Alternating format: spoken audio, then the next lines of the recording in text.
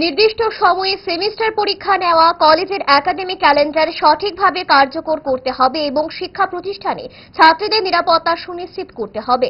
এই 3 দফা দাবি নিয়ে শুক্রবার ভারতের ছাত্র ফেডারেশন ত্রিপুরা রাজ্য কমিটির উদ্যোগে ছাত্র যুব ভবন থেকে এক মিছিল করে শিক্ষা দপ্তরের সামনে গিয়ে বিক্ষোভ প্রদর্শন করে। উপস্থিত ছিলেন এসএফআই রাজ্য কমিটির সম্পাদক সহ অন্যান্য নেতৃত্বরা।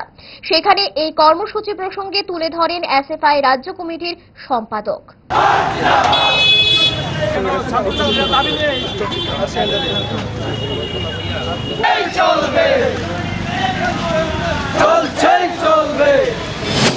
আপনারা জানেন, রাজ্যের যে ডিগ্রি কলেজগুলো আছে সেই কলেজগুলোতে সেমিস্টার পরীক্ষার পঞ্চম সেমিস্টার পরীক্ষার রেজাল্ট দেওয়ার আগেই ষষ্ঠ সেমিস্টারের পরীক্ষার সূচি ঘোষণা করে দিয়েছে রাজ্যের শিক্ষা দপ্তর, উচ্চ শিক্ষা দপ্তর। সেই প্রশাসনকে আমরা ধিক্কার জানিয়ে আজকের এই মিছিল সংগঠিত করছি। মূলত আমাদের রাজ্যের 30,000 ছাত্রছাত্রী আছে যারা রাজ্যের বিভিন্ন ডিগ্রি কলেজগুলোতে পড়াশোনা করছে।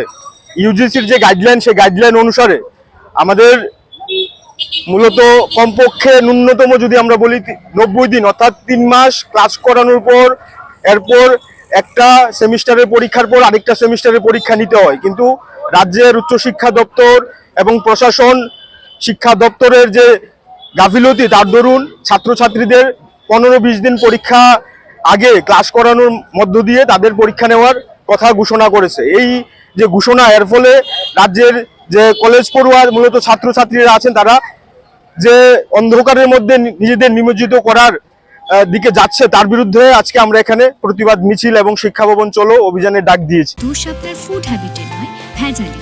সেই মায়ের আমল থেকেই 5 দশক ধরে গ্যাস, অম্বল ও পেটের সমস্যা একমাত্র সমাধান গ্যাস নল।